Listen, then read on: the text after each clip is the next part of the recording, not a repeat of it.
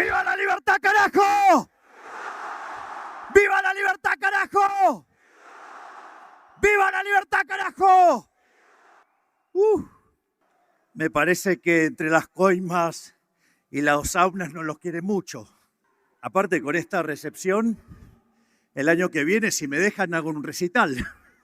Bueno, en primer lugar, deseo dar las gracias a los organizadores del Madrid Economic Forum, no solo por invitarme, sino por permitirme el honor de tener esta posibilidad de cerrar el evento, que además la verdad es que me hacen sentir como en casa. Así es que muchísimas gracias. En la charla de hoy, la idea de lo que vamos a estar discutiendo, que de hecho va a ser el título de mi próximo libro, que se llama La moral como política de Estado. Y el eje central tiene que ver con algo que leí en su momento en un libro maravilloso de Israel Kirzner que se llama Capitalismo, Creatividad y Justicia Distributiva.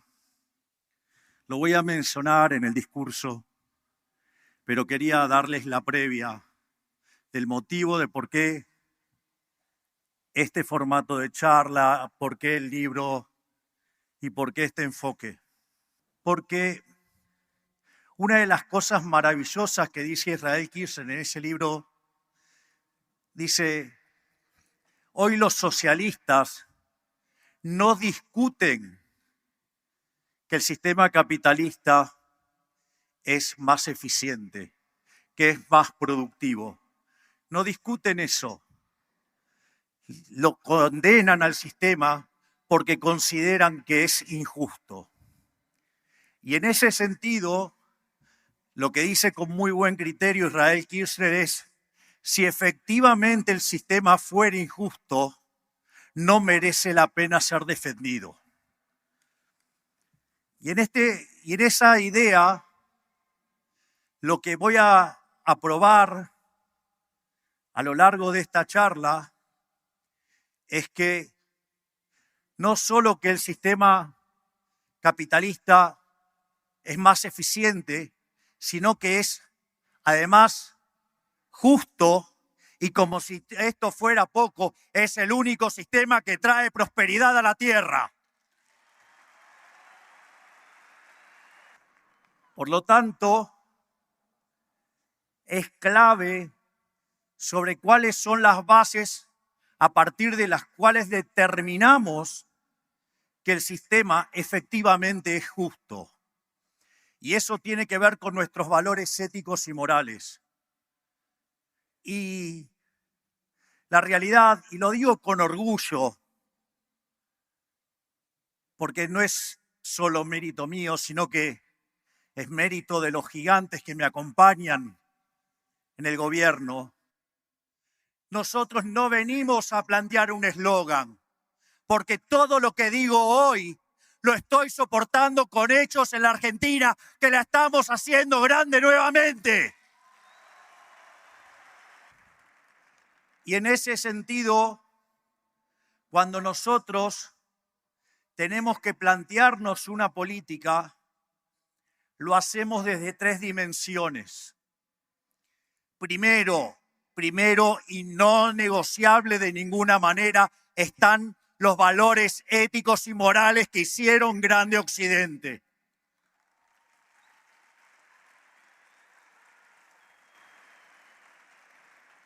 Y entonces la pregunta es: ¿de qué hablamos cuando hablamos de Occidente? Occidente es la filosofía griega. Occidente es el derecho romano.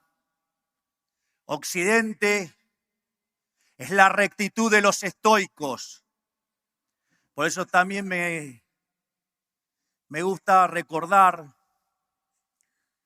aquellos deseos que le pidió el rey Salomón cuando hereda el trono.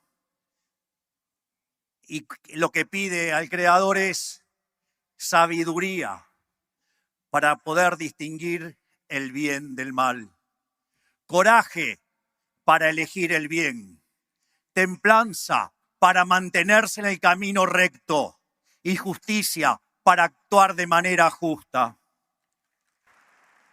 Y obviamente, cuando uno habla de lo justo, asociado a ello también están lo que son nuestros valores.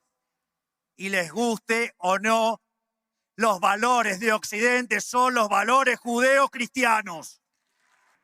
En este sentido, la realidad es que si cumpliéramos con los 10 mandamientos, si entendiéramos cuáles son los pecados capitales, ¿sí?, y el no hacer del judaísmo, tengo plena seguridad que la basura inmunda del socialismo saldría de la faz de la tierra para que todos podamos prosperar. A su vez, la segunda línea de análisis, y es la que siempre estuvo en disputa con la política, pero que para nosotros representa algo de segundo orden. De vuelta, el primer orden de mérito lo tiene la ética y la moral. En el segundo lugar es donde aparece la eficiencia económica. Y ahí también es muy interesante la discusión en términos estáticos, la idea de la mano invisible y de la optimalidad, la eficiencia estática. Y es muy interesante, y yo, digamos, aquí voy a reproducir tal cual una prueba que hace Hans Gemma Hoppe en un libro maravilloso que se llama La ética de la propiedad privada, donde la forma en la cual se encara esa prueba es determinante para bloquearle a los socialistas de todo tipo y pelaje cuando quieren meter la mano adentro del mercado.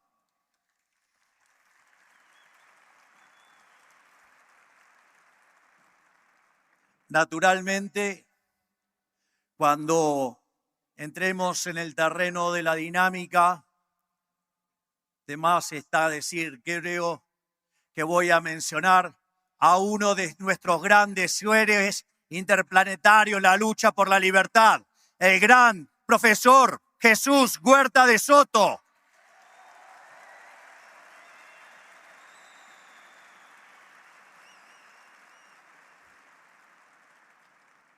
Y por último, probablemente lo más rancio, lo más miserable, lo más despreciable es el utilitarismo político.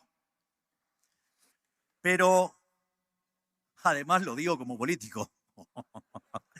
Es un buen punto. Pero al margen de eso, cuando ustedes la eficiencia y el utilitarismo político están alineados con los valores éticos y morales, el resultado que esa política va a tener es que es justa, que es eficiente y además va a rendir rédito político porque ustedes van a estar haciendo algo que mejora la calidad de vida de los seres humanos. Sin embargo, cuando estos tres elementos entran en tensión, lo que significa es que esa política que ustedes están analizando es injusta y por ende dicha política tiene que ser descartada aun cuando les sirva políticamente.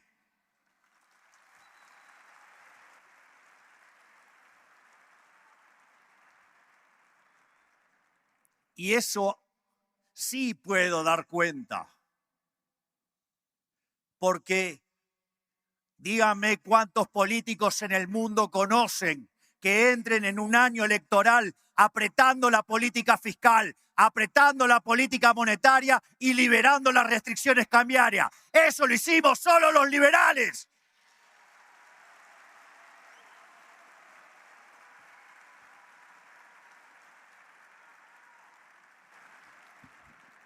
Sin embargo, durante años se nos deformó el pensamiento presentándonos un falso dilema al diseñar políticas públicas donde se debía optar entre la eficiencia política en contraposición al respeto de los valores éticos y morales de Occidente.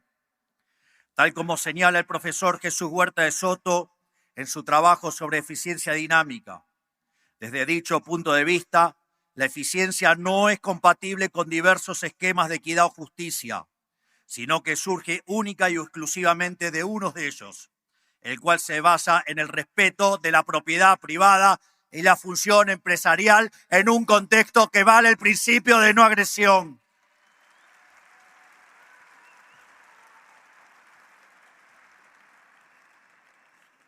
Por eso, la oposición entre las dimensiones de eficiencia y justicia es falsa y errónea.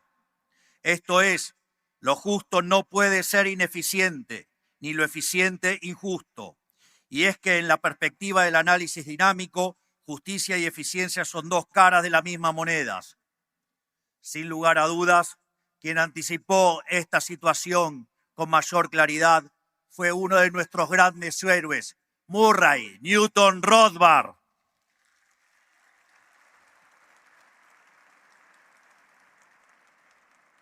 Quien, al plantear la conexión que existe entre la concepción dinámica y la eficiencia económica y el ámbito de la ética, Rothbard consideraba imprescindible establecer previamente el marco ético que impulse la eficiencia dinámica, dado el desconocimiento que tenemos de los fines, medios, funciones de utilidad que existen en la realidad, o lo que en términos neoclásicos Robert Lucas Jr. llamaba parámetros profundos.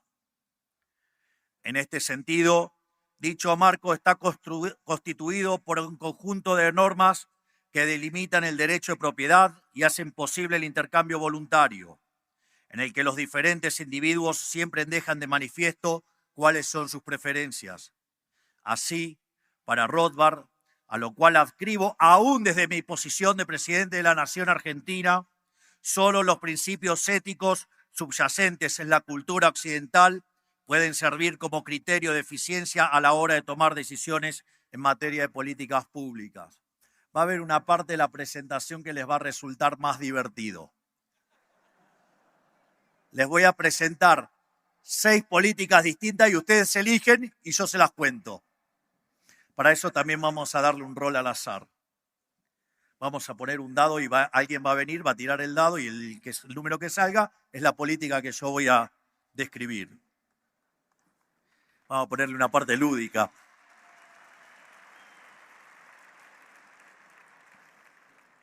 Puesto en términos crudos, al momento de diseñarse las políticas públicas, resulta inadmisible desde el punto de vista de la ética y la moral sacrificar la justicia en el altar de la eficiencia.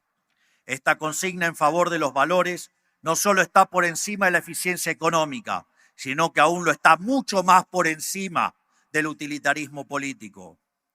Así, al dejar de lado los valores éticos y morales, ello deriva en políticas que no son solamente injustas, sino que además llevan al colapso, no solo en lo económico, sino también en el plano de lo social, a punto tal que podría terminar acabando con la propia civilización occidental. Ustedes ya lo saben, ya lo hice de visitante. Allá en el año 2024, donde está la cuna de los woks, en el foro de Davos señalé que Occidente estaba en peligro. A su vez, en ese mismo foro, durante el 2025, mostré que las agendas y políticas que se venían impulsando desde los distintos organismos y foros internacionales no eran ni más ni menos que todo un conjunto de políticas socialistas, las cuales ustedes la padecen todos los días, arropadas de modo elegante para engañar a personas de almas nobles, llenas de buenas intenciones, pero con los mismos resultados catastróficos de siempre. Por eso, nunca debemos olvidar las palabras de Thomas Sowell sobre el socialismo, al cual le reconocía un mérito, y es que suena muy lindo. El problema es que siempre termina mal, horrorosamente mal.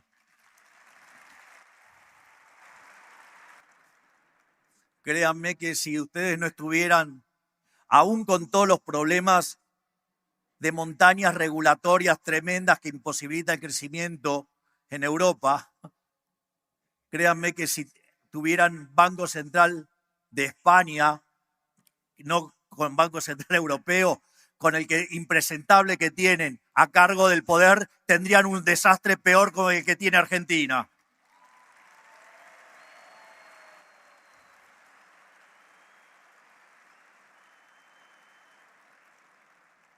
De hecho, son todas sucursales o franquicias de la misma basura inmunda en todos lados, que es el socialismo del siglo XXI, pero que afortunadamente, gracias al coraje y el valor de Donald Trump, se está cayendo a pedazos.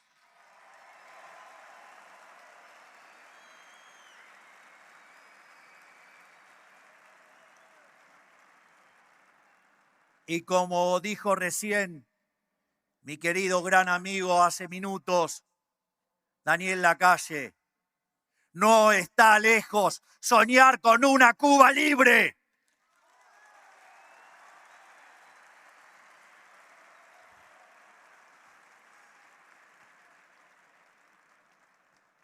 Por esto, y más allá de esto, hoy más que nunca, frente a la degradación ética y moral que atraviesa Occidente, fruto de haber abrazado la nueva agenda socialista, es necesario volver a impulsar las ideas de la libertad. Sin embargo, a diferencia del modo en que se encaró en el pasado, basado en un enfoque utilitarista, hoy la defensa del sistema capitalista de libre empresa debe estar basado en su virtud ética y moral. Estos impresentables de los socialistas se arrogan ser superiores moralmente. Propongo que vayamos y le robemos la idea, porque los únicos que somos ética y moralmente justos somos nosotros.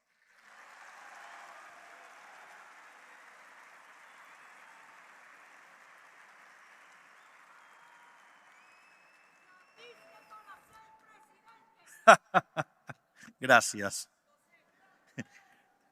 Por lo tanto, tal como les había adelantado, además no solo demostraré que el capitalismo de libre empresa no solo es más productivo, sino que además el sistema es justo. A su vez, les demostraré que no existe dilema entre el utilitarismo político y la política basada en valores, ya que si las mismas estuvieran en conflicto, hechos implican que las bases del utilitarismo político deben descartarse por ser injustas. Por lo tanto, esto implicará que si queremos salir de nuestro oscuro presente, debemos volver a inspirarnos, como dije antes, en los valores de Occidente, la filosofía griega, el derecho romano, la rectitud de los estoicos y los valores judeocristianos, porque de esa manera estaremos salvando Occidente.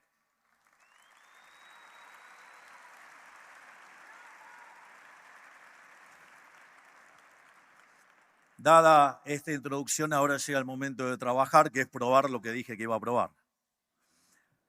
Para probar que el sistema capitalista de libre empresa es justo, básicamente voy a trabajar con lo que es el concepto de ley natural, ley positiva, justicia, propiedad privada, principio de no agresión y liberalismo. Gran parte de los conflictos humanos surgen de una fallida interpretación entre el derecho natural y el derecho positivo. Así, el derecho natural es la ley que debe regir al ser humano porque se adecúa a su naturaleza y por lo tanto es justa en sentido universal. Es una ley común para todos los hombres porque es intrínseca a su esencia y por lo tanto inmodificable e inmutable. Por otra parte, el derecho positivo es el que redactan los hombres para regir su convivencia. De este modo, cuando la ley positiva está en coincidencia con la ley natural, habrá justicia.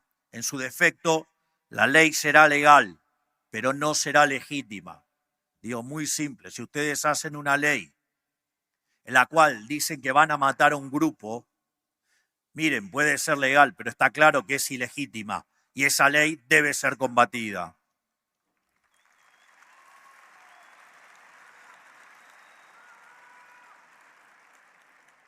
En función de ello se reconocen dos derechos naturales: los derechos a la vida y a la libertad. El hombre nace vivo y nace libre y tiene derecho a conservar esos atributos de la naturaleza. Además, tiene derecho a que sus semejantes se los respeten, en orden de buscar su propia felicidad, que es el fin al que entiende todo hombre. En paralelo, tenemos los derechos adquiridos, los cuales no son naturales ni tampoco son inherentes al ser humano, sino que los mismos son ganados por merecimiento u obtenidos por regalo. De este modo, del derecho fundamental a la libertad se deriva el derecho adquirido, que es la propiedad privada, y ello se manifiesta en que podamos libremente adquirir un bien con el fruto de nuestro trabajo, o podemos recibir un bien que libremente nos donen o nos hereden, no que los robe el Estado con la maldita justicia social.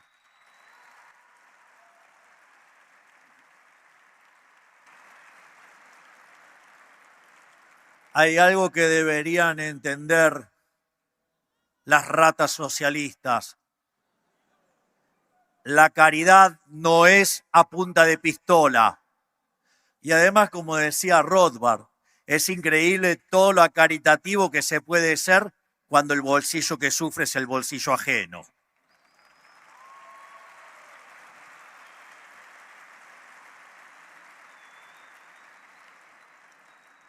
A su vez, el derecho de propiedad, en especial por sus consecuencias dinámicas, se vincula con el principio de apropiación de Locke, por lo que ahora la propiedad no solo puede derivar de una donación, regalo, herencia o intercambio, sino que se suma a la apropiación del descubrimiento y de una creación. Este tema no es una cuestión trivial, porque tal como señalaba Hayek, el mercado es un proceso de descubrimiento. Finalmente, estos derechos se complementan con el principio de no agresión, el cual establece que ningún ser humano tiene derecho a ejercer agresión de ningún tipo contra otro ser humano, lo cual no solo incluye la agresión física, sino también todo tipo de coacción, coerción o imposición bajo amenaza del uso de la fuerza, es decir, el accionar del Estado.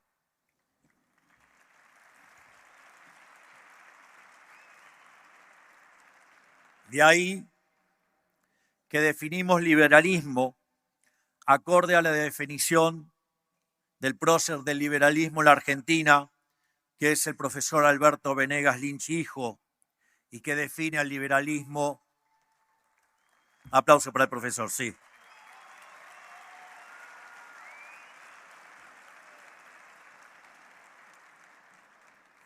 La definición del profesor Alberto Venegas Lynch es muy iluminadora para cuando ustedes tienen que tomar decisiones, porque fíjense la altura y la estatura moral que tiene la definición de liberalismo y las restricciones bien claras que impone al momento de diseñar una política. Porque dice, el liberalismo es el respeto irrestricto del proyecto de vida del prójimo, basado en el principio de no agresión y en defensa del derecho a la vida, a la libertad y a la propiedad privada.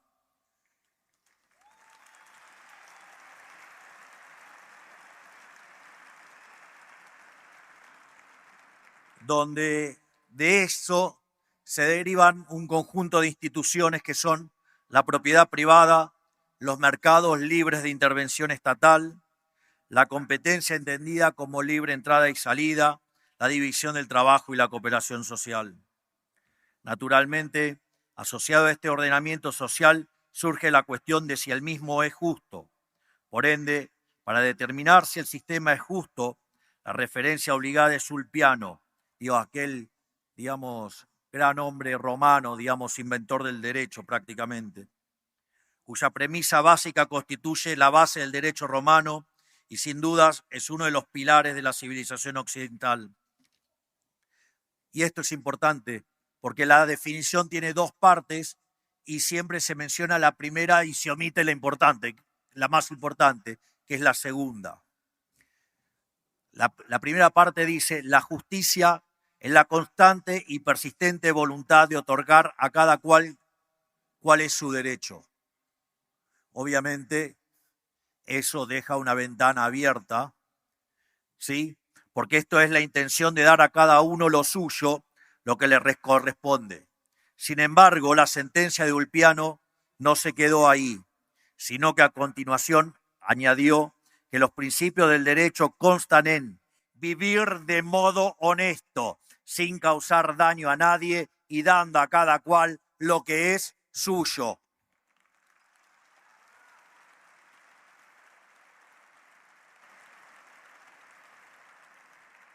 Por lo tanto, noten que la definición de liberalismo, el concepto de liberalismo, el capitalismo de libre empresa satisface esa definición, mientras que el socialismo claramente al violentar el derecho a la vida, a la libertad y a la propiedad es una basura inmunda que nos hunde en la miseria.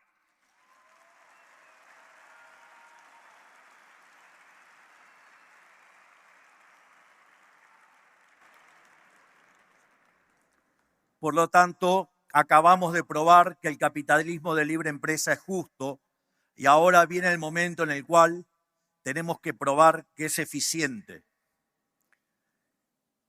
Acá, digamos, básicamente voy a hacer una intro de Adam Smith y voy a comparar la prueba que utilizan los neoclásicos versus la prueba de Hans Gemma Hoppe, donde claramente la prueba de Hans Gemma Hoppe, basándose en el principio de apropiación de Locke y en el principio de no agresión por la vía lógica, demuestra la eficiencia sin tener que caer en rígidas estructuras matemáticas que después abre la ventana a lo que los neoclásicos llaman fallo de mercado y los socialistas aprovechan para intervenir y meternos las manos en el bolsillo, algo que les encanta.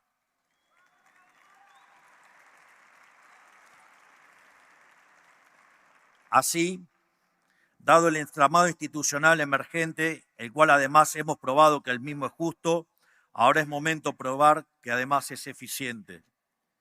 El primer planteo al respecto fue realizado por Adam Smith, quien utilizando el argumento de la mano invisible, postulaba que cada individuo persiguiendo su propio interés llevaba al máximo bienestar social. Más tarde, los neoclásicos, guiados por una idea de la mano invisible basada en el óptimo de Pareto, lograron derivar el primer axioma de la economía del bienestar. Esto es, todo equilibrio competitivo es óptimo de Pareto. Sin embargo, esto implica abrazar una estructura matemática que deja abiertas las puertas a la intervención estatal bajo las buenas intenciones de corregir los fallos de mercado, los cuales, desde mi punto de vista, no existen.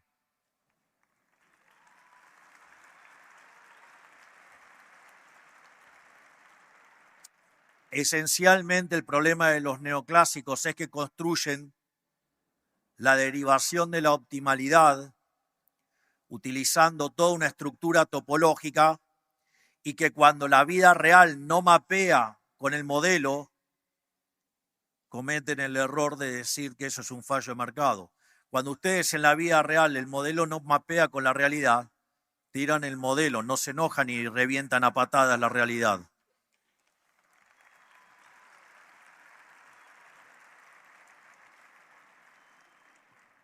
Por ello, la prueba que ha desarrollado Hans Gemma Hoppe, a pesar de todo lo que me insulta y lo poco que me quiere, basada en los derechos de propiedad en línea con el principio de no agresión de apropiación originaria de Locke junto al principio de no agresión, no solo resulta satisfactoria en probar la optimalidad, sino que además no deja lugar a la intervención del Estado.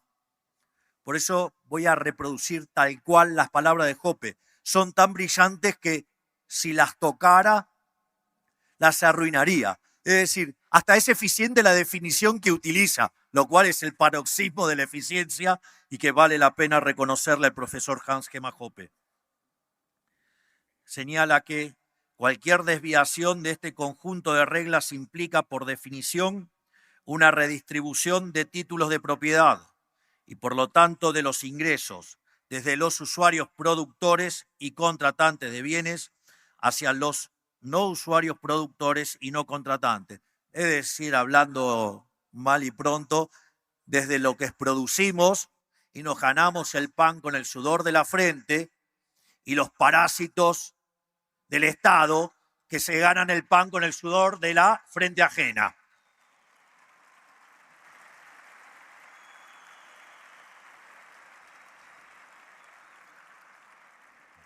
Por lo tanto, cualquier desviación en tal sentido implica que habrá relativamente menos apropiación originaria de recursos cuya escasez sea conocida y por ende habrá menos producción de nuevos bienes, menos mantenimiento de los bienes existentes y menos contratos y comercios que sean mutuamente beneficiosos.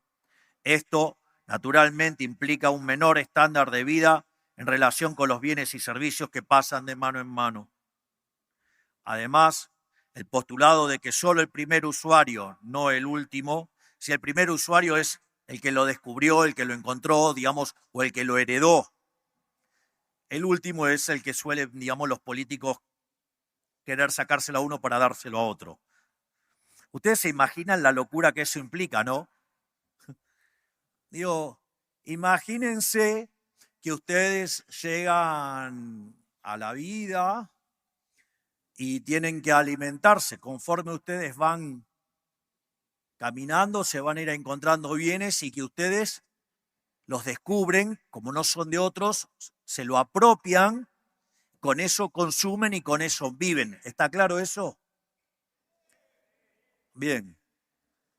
¿Qué pasa si esos bienes ustedes que descubren no se los pueden apropiar y dependieran de que otro usuario que viene posterior se lo tenga que autorizar? En el fondo, eso los condenaría a la muerte. Porque si ustedes le tuvieran que pedir permiso para consumir algo para alimentarse al que viene atrás, y el que viene atrás se lo tiene que hacer al que viene después, y así sucesivamente, ustedes se van a morir. Y no solo se van a morir ustedes, sino se van a morir todos los demás. Por lo tanto, esa idea del socialismo, de que uno lo produce y otro se lo puede apropiar, inherentemente va a derivar en miseria. En definitiva, el postulado de que solo el primer usuario, no el último, de bien adquiere el derecho de propiedad sobre el mismo nos asegura que los esfuerzos productivos serán tan altos como sea posible en todo momento. A su vez, la noción de que solo la integridad física de la propiedad, no el valor de la misma, debe ser protegido, garantiza que todo propietario llevará a cabo los mayores esfuerzos productivos de valor, esto es, esfuerzos para promover cambios favorables en el valor de la propiedad y para prevenir o contrarrestar cualquier cambio no favorable en el valor de la misma. Por lo tanto, cualquier desviación de estas reglas implica una reducción de los esfuerzos productivos en todo momento. Básicamente el punto es, supongan ustedes que compran un conjunto de máquinas para hacer un negocio. Los que va a proteger el derecho de propiedad, el principio de no agresión, son justamente esos fierros, no el valor. Por lo tanto, si ustedes tienen un negocio exitoso, lo que va a definir que sea exitoso es que el valor de mercado sea igual o mayor que el valor al que ustedes lo compraron. Mientras que si es menor, van a ir a la quiebra. No se protege el valor, se protege la propiedad. Y esto no es menor, porque imaginen qué pasaría en el momento en el que estaban los fabricantes de vela y apareció el señor Edison con la lamparita. Es decir, ¿qué es lo que haría el socialista? Mandaría a la horca al inventor de la lamparita por mandar a la quiebra a los pobres fabricantes de vela. Es decir, y haría que todos tuviéramos una vida miserable.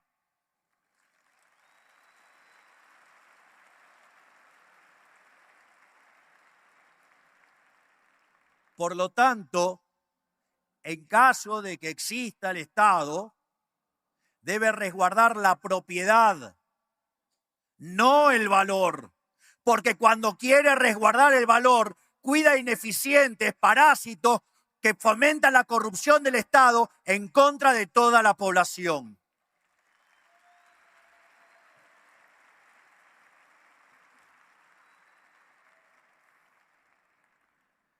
Nótese que al pivotear sobre la propiedad privada y no sobre funciones de demanda derivada de ejercicio de optimización, esto permite alcanzar un óptimo sin la necesidad de utilizar supuestos cuasi esotéricos que luego brinden sustento a la intervención estatal.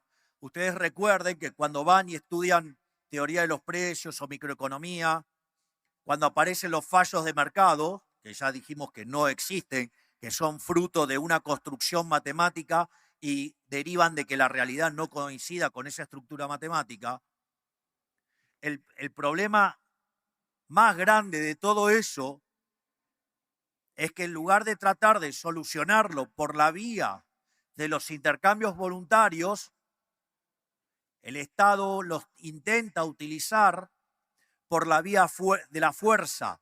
Por lo tanto, supuestamente en la búsqueda de ese óptimo, termina sacrificando la justicia en el altar de la eficiencia. Por lo tanto, esa política es injusta y su destino es que termine mal.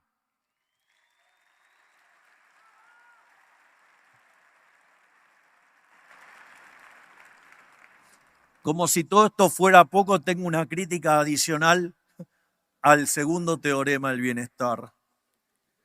Esta es más divertida.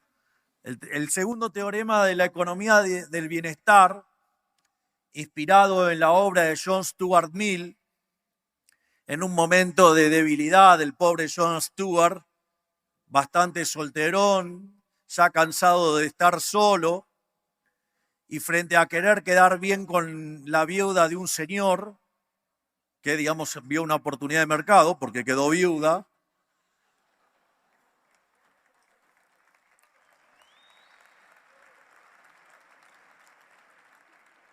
entonces, pero digamos, pobre mujer no era perfecta, digo, era socialista. Entonces, el pobre John Stuart trató de quedar bien con ella y dijo y derivó algo que era que la eficiencia era independiente de la distribución. Es decir, que el derecho de propiedad no importaba nada, vendría a ser algo así. Y la realidad, si la producción es independiente de la distribución, digo, eso significaría, por ejemplo, que no habría diferencia entre capitalismo y comunismo. Y mal que les duela a los zurdos, el muro se casó en el año 89 y aplastó a los zurdos y no al capitalismo.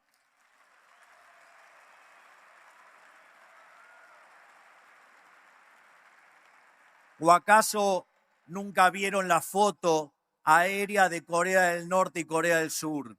Corea del Sur hay luz, Corea del Norte oscuridad.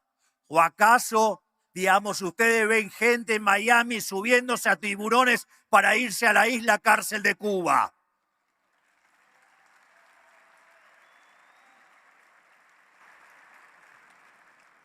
Dicho esto, ya hemos probado que el sistema es justo, hemos probado que el sistema es eficiente y ahora vamos a probar que además es dinámicamente eficiente, que es aquel sistema que promueve el mayor crecimiento y bienestar de los individuos. Por eso, habiendo probado que las instituciones del capitalismo de libre empresa, sostenida por los derechos naturales, el principio de apropiación originaria de Locke y el principio de no agresión, no solo que son justas, sino que además son eficientes. Al menos en términos estáticos, es momento ahora de probar que el capitalismo de libre empresa cumple todas estas mismas propiedades en términos dinámicos. Genofonte, ya 380 años antes de la era cristiana, señalaba que la economía es un saber que permite a los hombres acrecentar la hacienda, mientras postulaba que la propiedad privada resultaba el vehículo más provechoso para la vida de cada cual. Es decir, no es que esto viene de ahora, viene de larga data. O sea, la pelea es eterna. Esto es interesante. ¿Por qué hay una frase maravillosa que dice que el costo de la libertad es su eterna vigilancia?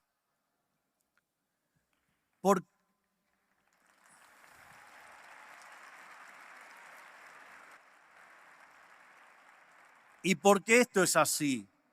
Porque del otro lado ustedes tienen parásitos, ustedes tienen vagos, que yo no sé si odian más bañarse o trabajar.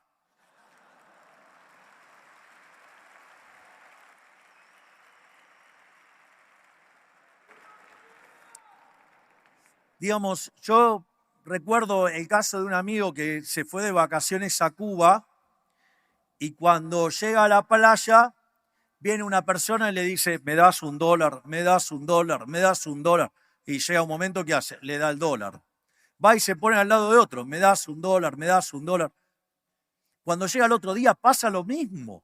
¿Saben por qué? Porque de esa manera terminaba ganando más plata en un día que lo que juntaba en un mes, en la maravilla socialista. Por lo tanto, los zurdos roñosos están todo el tiempo generando retóricas y viendo cómo robarle y comerle el bolsillo a otros. ¿Por qué? Porque ellos no producen nada y lo único que pueden producir son palabras para que el resto se sientan culposos y meterle la mano en el bolsillo. Por lo tanto, les dejo una recomendación que nosotros lo decimos con la filial de Argentina, digamos del socialismo del siglo XXI, que es el kirchnerismo, o sea, los cucas. No se dejen psicopatear por los zurdos.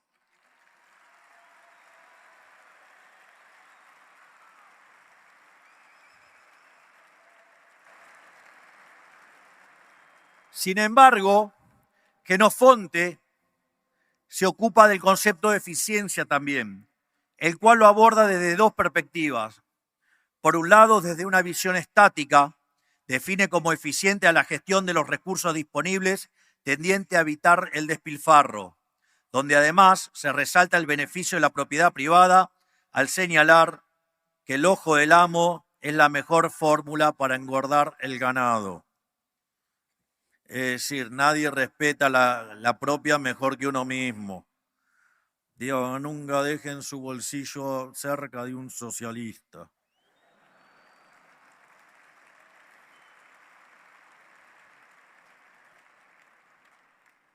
Por otro lado, Jenofonte, en su segunda definición de eficiencia, se adentra en el terreno dinámico, señalando que a su vez la eficiencia implica incrementar la hacienda, esto es, se trata de aumentar la cantidad disponible de bienes por la vía de la creatividad empresarial, esto es, por la vía del comercio y de la especulación. Este último criterio de eficiencia es de importancia fundamental para el estudio del crecimiento de una economía, ya que a diferencia de un modelo estático en el que solo se contempla lo que Robert Lucas Jr. definía como los parámetros profundos, esto es, preferencias, tecnología y dotaciones de recursos iniciales, en la esfera dinámica, tanto la tecnología como las dotaciones iniciales pueden variar y de hecho lo hacen continuamente como resultado de la creatividad empresarial. Es más, un capítulo aparte obedece a la institución de la propiedad privada y que pivotea sobre ella la Escuela Austríaca de Economía, desde Mises, Hayek, Rothbard, Kirchner, Hoppe hasta Jesús Huerta de Soto, ha demostrado la imposibilidad del socialismo y por ende echando por tierra la fantasmagórica idea de John Stuart Mill que postula la independencia entre la producción y la distribución.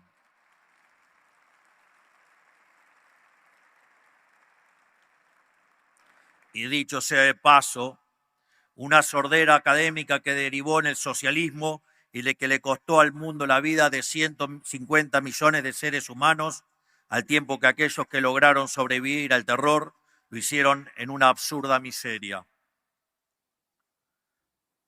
Entrando ahora a la parte del crecimiento y la función empresarial, acorde a lo señalado y en línea con la segunda definición del análisis de Jenofonte, la teoría económica ha identificado 4 fuentes de progreso económico.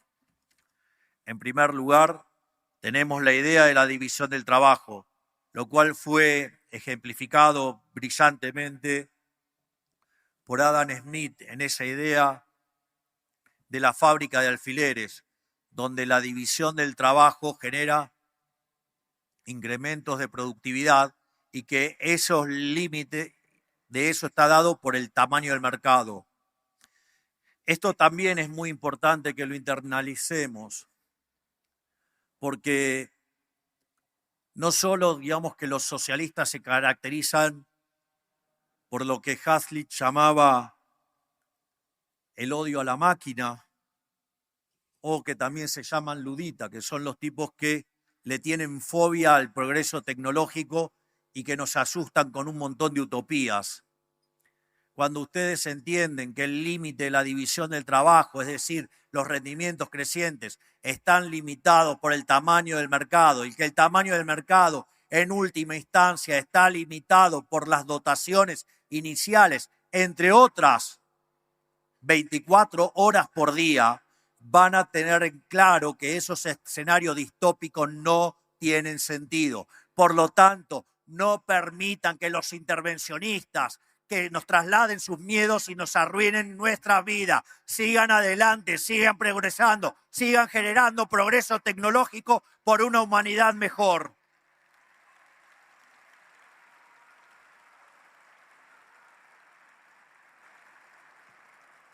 En segundo lugar, tenemos la acumulación de capital físico, donde es claro la interacción entre ahorro e inversión y el rol que ocupan los mercados de capitales.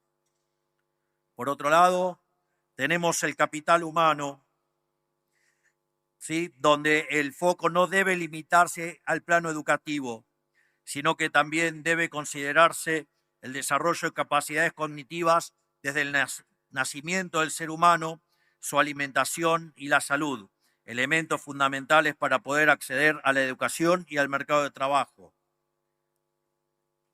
En cualquier otro político esto sonaría como simple retórica que trataría de estar endulzándole los oídos. Sin embargo, nosotros, en honor a Gary Becker, tenemos un Ministerio de Capital Humano cuya base fundamental es niñez y familia.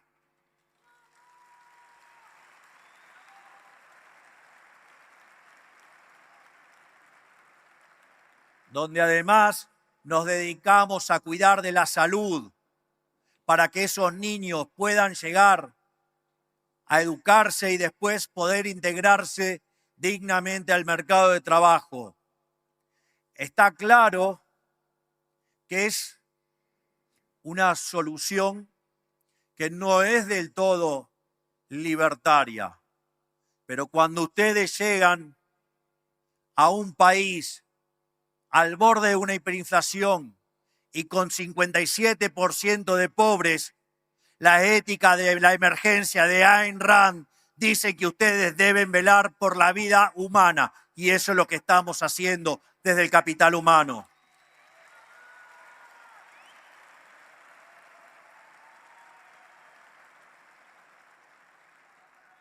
Sin embargo, a diferencia de los otros mecanismos de asistencia que tanto le gusta a socialistas y fascistas, que son también socialistas, pero que descubrieron que la utopía comunista no funcionaba, en lugar de estar regalándole el pescado a la gente y esclavizarlo, nosotros le estamos enseñando a pescar para que en algún momento tengan una fábrica de pescados.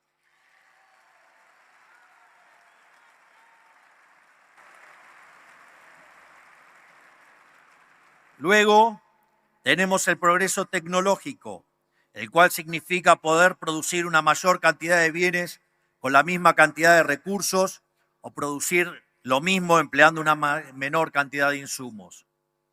Finalmente, y esto es algo que a mí me interesa de sobremanera, porque ustedes pueden tener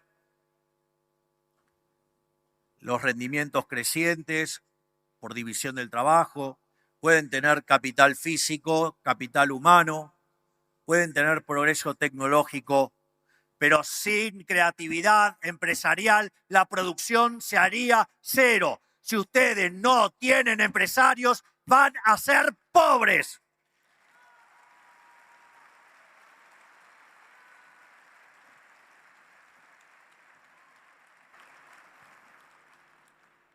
Sin embargo, para que esta eficiencia dinámica pueda tomar sentido, ustedes van a necesitar de instituciones. En función de esto, lo verdaderamente importante es expandir al máximo la frontera de posibilidades de la producción. Así, la eficiencia dinámica puede verse como la capacidad de una economía para impulsar la creatividad y la coordinación empresarial de modo tal que maximice el crecimiento económico. A su vez, el criterio de eficiencia dinámica está indisolublemente unido al concepto de función empresarial, siendo esta la capacidad típicamente humana para darse cuenta de las oportunidades de ganancia que surgen en el entorno y actuando en consecuencia para aprovecharse de las mismas, haciendo que se vuelva fundamental la tarea de descubrir y crear nuevos fines y medios, impulsando una coordinación espontánea destinada a resolver los desequilibrios de mercado. Por otra parte, esta definición de eficiencia dinámica que propone Huerta de Soto combina adecuadamente y de modo coherente la idea de destrucción creativa de Schumpeter con la eficiencia adaptativa de North.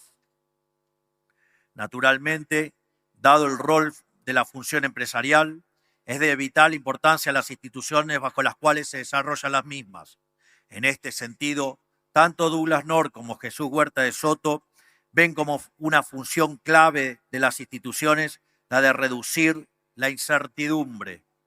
Dicho sea de paso, cuando nosotros fuimos a las elecciones presidenciales del 2023, el riesgo país estaba en torno a los 3.000 puntos básicos, al margen que estábamos camino a una hiperinflación y a un default generalizado comercial y de deuda.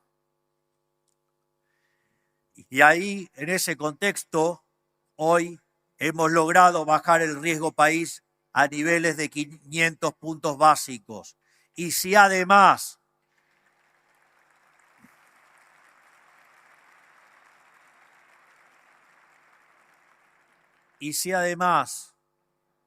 en lugar de tomar el riesgo país en los bonos que exceden más allá de lo que sería nuestro primer mandato, si la gente quiere habrá otro, pero si ustedes toman nuestras últimas colocaciones al 2027, hoy el riesgo país en Argentina, de la mano de un gobierno liberal libertario, ha bajado a 200 puntos básicos. Vaya que estamos trabajando para eliminar la incertidumbre.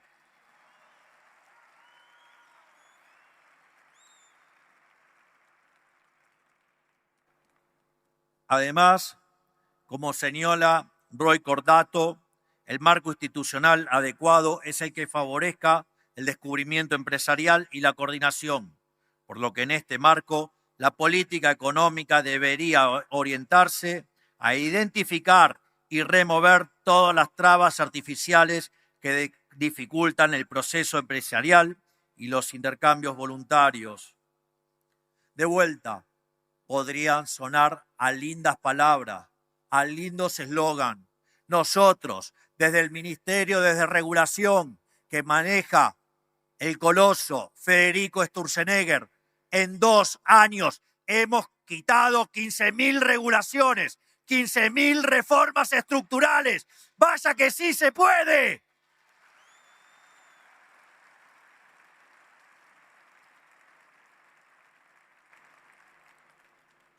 Entonces, en este sentido, dada la influencia determinante de las instituciones en el progreso económico, ello nos dirige la mirada hacia la importancia de la ética, ya que aquellas sociedades que adhieran a valores y principios éticos más sólidos en el respaldo de las instituciones serán dinámicamente más eficientes y con ello disfrutarán de un mayor nivel de prosperidad. Así, en línea con la teoría de la función empresarial y el concepto de eficiencia dinámica, todo ser humano posee una innata capacidad creativa que le permite apreciar y descubrir las oportunidades de ganancias que surgen en su entorno, actuando en consecuencia para aprovechar de las mismas.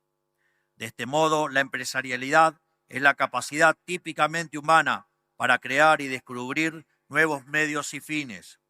De acuerdo a esta concepción, los recursos nunca están dados, sino que tanto los medios como los fines son continuamente ideados y concebidos ex novo por los empresarios, siempre deseosos de alcanzar nuevos objetivos que ellos descubren que tienen mayor valor. Como verán, soy un declarado discípulo del gigante Jesús Huerta de Soto y no lo voy a negar.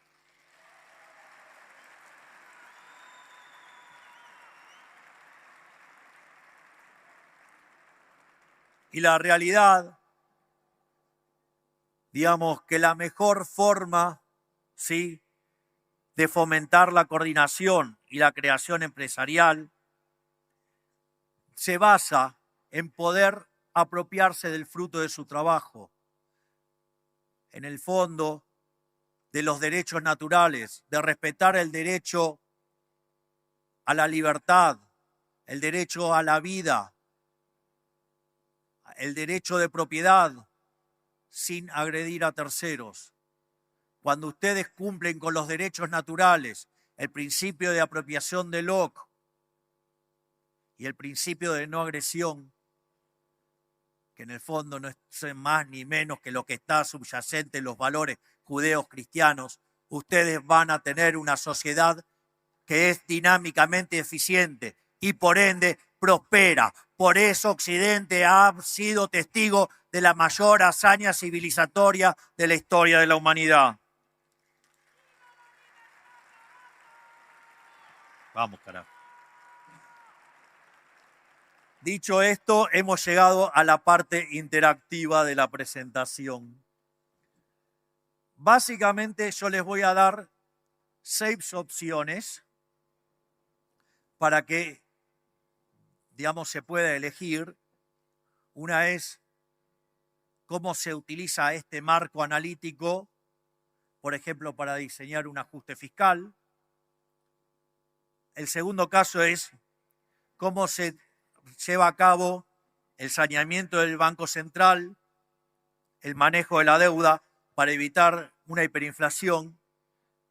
Quiero, digamos, tomarme un segundo porque el gran titán que ha llevado a cabo esta tarea, junto con el presidente del Banco Central, es quien fuera mi secretario de Finanzas y hoy canciller, el gigante de Pablo Quirno. Por favor, de pie.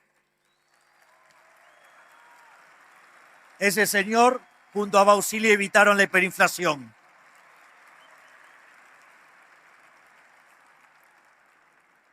El tercer elemento analítico es la salida del cepo.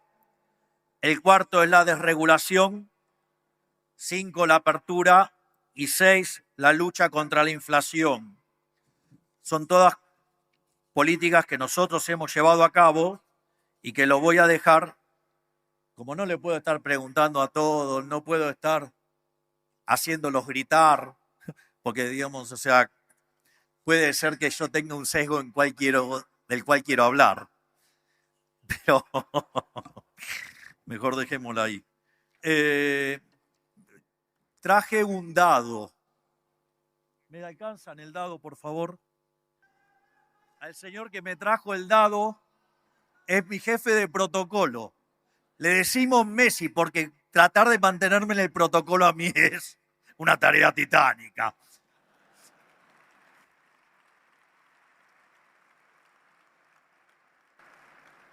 Dicen que un día lo vieron a Darío trabajar y pasó Cíclope, dijo, no, deja, yo paso de largo. Chiste demasiado interesante, digamos, gustando mi mitología. ¿Alguien quiere venir a tirar el dado? Sí que lo dije. ¿Cómo que no? Dije, el ajuste fiscal, el saneamiento del Banco Central, deuda e inflación, salida del cepo, desregulación, apertura y lucha contra la inflación. ¿Cómo que no?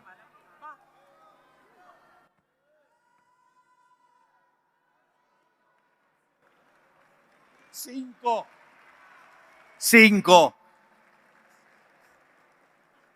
Vaya que el orden espontáneo trabaja y que la vida es caprichosa. Juro que el dado no está cargado porque nos acaba de tocar apertura. Hace por lo menos un par de semanas que en Argentina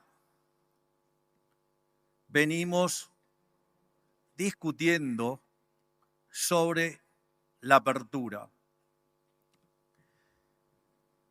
Y eso implica tener que enfrentar a toda la estructura corporativa argentina, desde empresarios prebendarios, periodistas ensobrados y políticos corruptos. Entonces, no tengo duda, cuanto más socialismo, más corrupción tenés.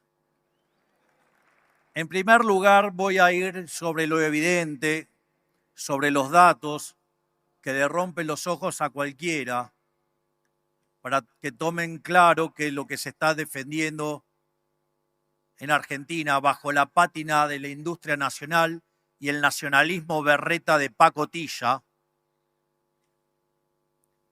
no es ni más ni menos la posibilidad que tienen los empresarios corruptos para seguir cazando en el zoológico. Argentina, acorde a su nivel de ingreso, debería tener un coeficiente de apertura, es decir, exportaciones más importaciones en términos del PBI, del 93%. Argentina tiene un coeficiente de apertura del 28%. Es decir, que cuando toman esa distancia relativa, Argentina es el país más cerrado del mundo. Por lo tanto, todas esas quejas de apertura indiscriminada son mentiras. A su vez, hay otro índice, uno que elabora el Banco Mundial, que considera 179 países. Argentina está en el lugar 178. Es decir, que no hay tal cosa como apertura indiscriminada, como industricidio y como todas esas mentiras que quieren instalar desde los medios de comunicación, dado el combustible que le ponen los empresarios prebendarios. Y uno de los grandes debates que surgió en Argentina fue acerca de una empresa de neumáticos que se llama FATE y cuyo dueño es un señor que se llama Javier Madanes Quintanilla. Digo, para así lo conocen, digamos, que vaya y defienda su vergüenza por todo el mundo. Básicamente, un neumático cuesta $100. En Argentina había que pagarlo $400. Es decir, había que pagarlo 4 veces más caro. Y además este señor tiene una empresa de aluminio que se llama Aluar. Y cada vez que negociaba una protección, ya sea para el aluminio o ya sea para los neumáticos, lo hacía extorsionando gobiernos desde hace más de 20 años con que iba a tirar 920 trabajadores a la calle.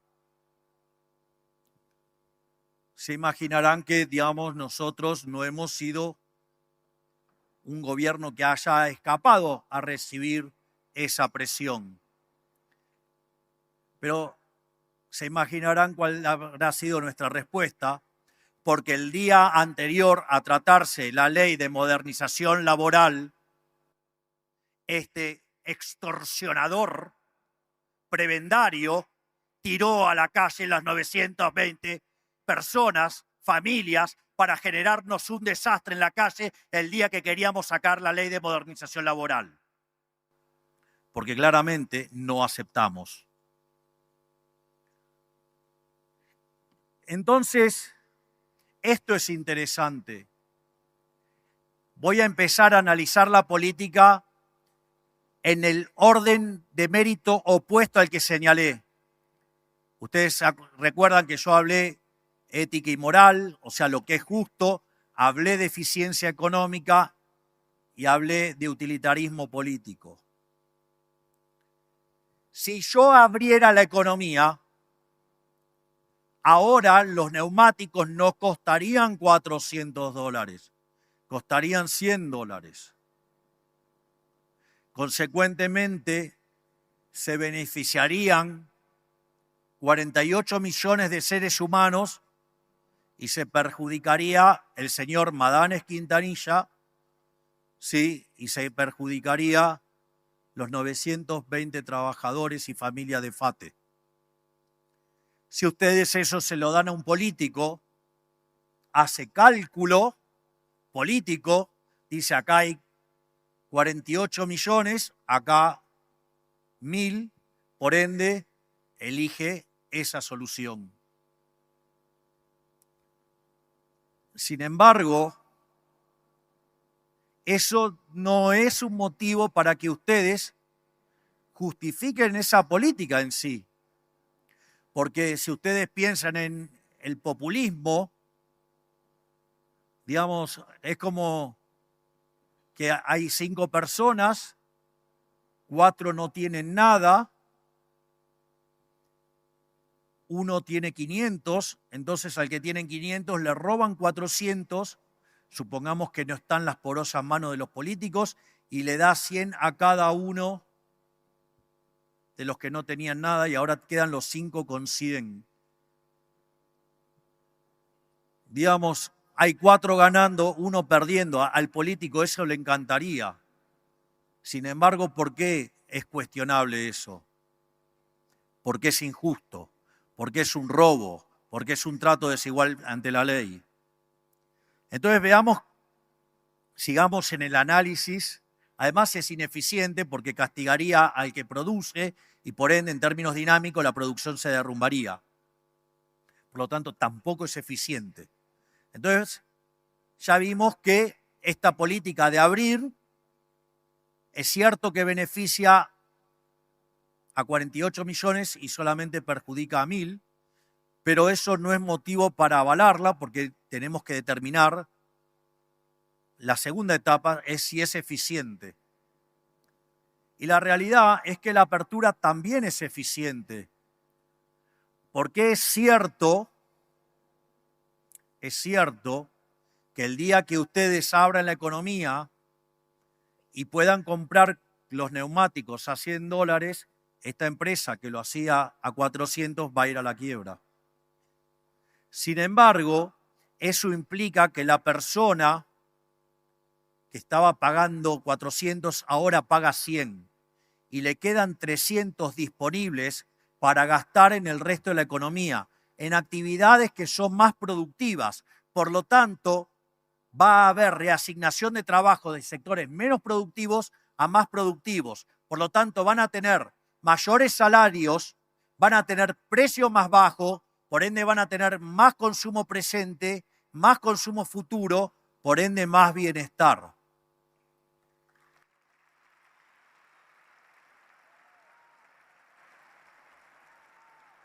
Es decir, que la política de apertura también supera el test de la eficiencia. Es más, le digo más, favorece a los sectores más vulnerables, porque mientras que aquellos que podían viajar hacia Uruguay o hacia Chile para traerse los neumáticos a precio de mercado, los que tenían que pagar los neumáticos más caros eran los que menos tenían. Por lo tanto, era regresivo. Y eso incrementaba la chance de que fueran ellos los que se mataran en la ruta por usar neumáticos viejos.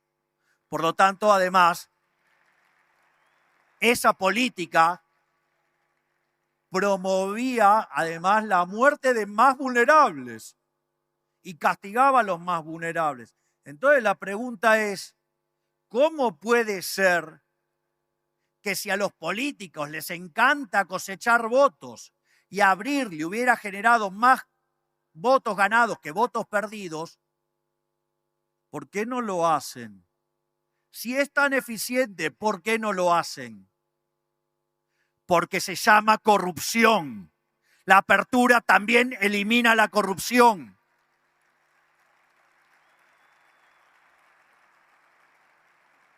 Porque cuando el burócrata levanta la pared para que no pueda competir, además se da cuenta que puede negociar con el empresario para mantener esa restricción. No me vengan a llorar con que ya existían, porque si no, saquemos todas de golpe a ver qué opinan.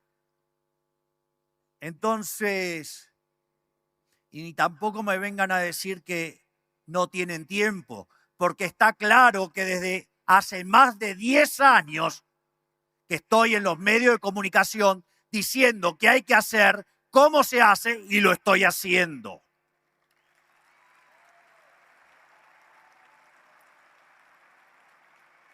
Por lo tanto, si fuiste a las carreras y apostaste al caballo equivocado, lo siento mucho, pero además querés apostar y cuando errás querés que todos los argentinos paguemos tus errores por apostar a gobiernos corruptos. O el argumento de la industria infante. La industria infante en Argentina tiene 80 años. Me parece que ya está bastante grande.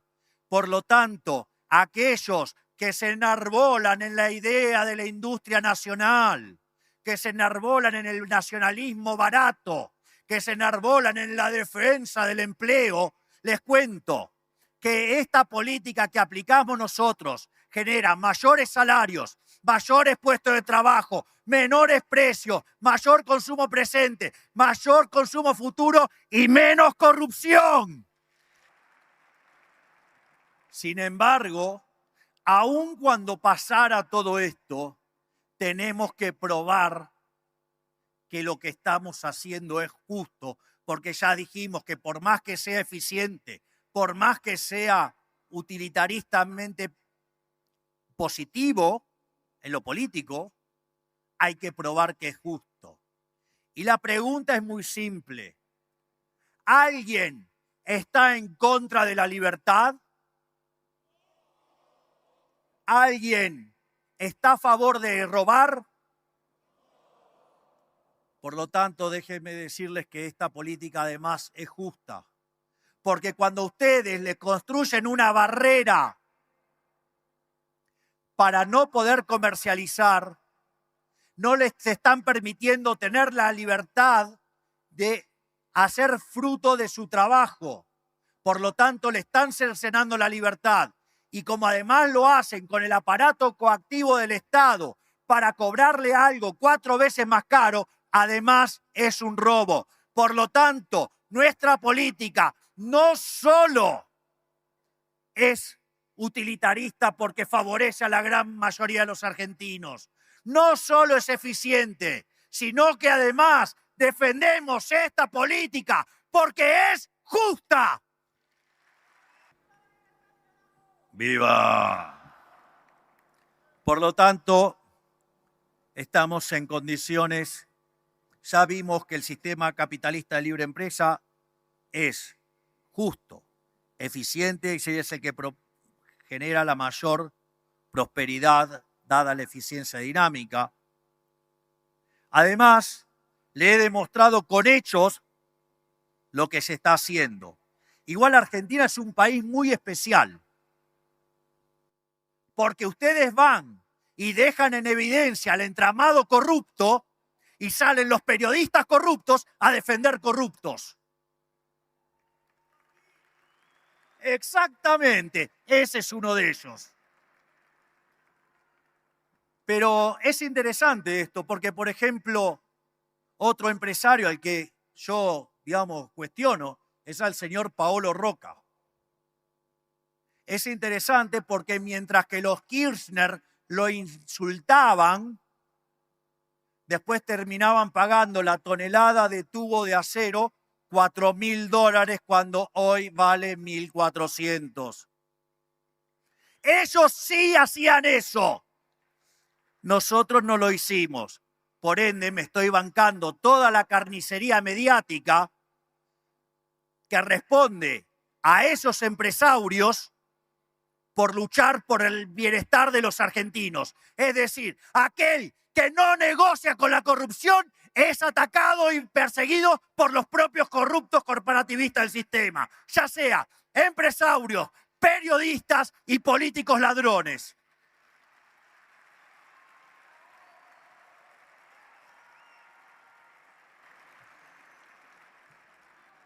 Por lo tanto, a modo de reflexiones finales, voy a decir que a pesar de las críticas populares, el capitalismo de libre empresa no socava los valores morales.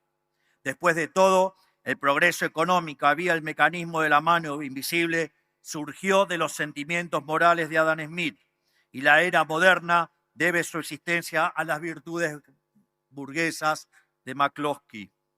A su vez, gracias al gran trabajo de Jesús Huerta de Soto en el desarrollo del concepto de eficiencia dinámica y la puesta en práctica en Argentina, les guste o no les guste a los libertarados, esto nos permite estar seguros que el dilema entre eficiencia y justicia es falso.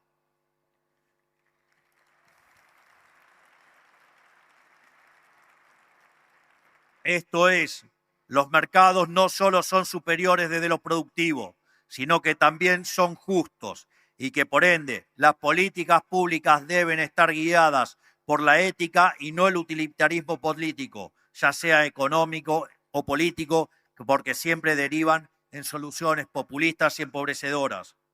Por lo tanto, reafirmo lo que he dicho en Davos este año con respecto a Maquiavelo. Maquiavelo ha muerto, por lo tanto es momento de enterrarlo.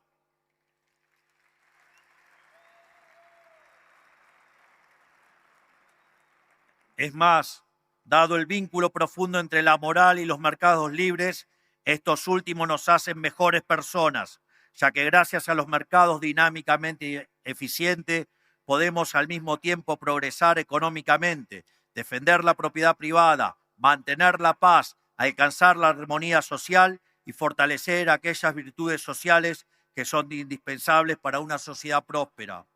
Por último, quiero darles una reflexión. Voy a pasar porque prefiero... Lo que quiero señalar es que hace tiempo Occidente, por alguna extraña razón, comenzó a darle la espalda a las ideas de la libertad.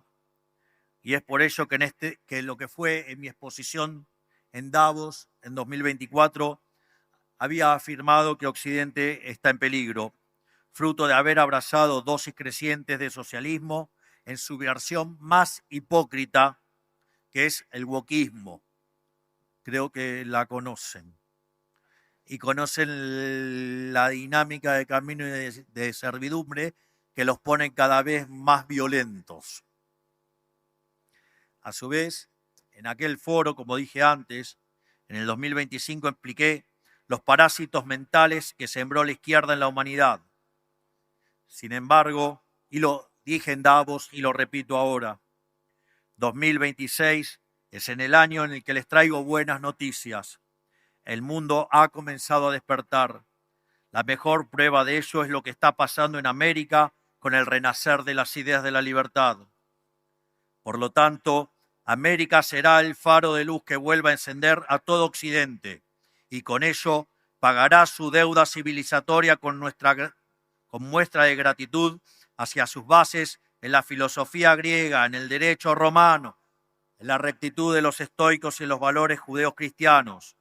Tenemos por delante un futuro mejor, pero ese mejor futuro existe solo si volvemos a las raíces de Occidente, solo volviendo a las ideas de la libertad. Que Dios los bendiga a todos, que las fuerzas del cielo nos acompañen y ¡viva la libertad, carajo! ¡Viva la libertad, carajo! ¡Viva la libertad, carajo! Muchas gracias.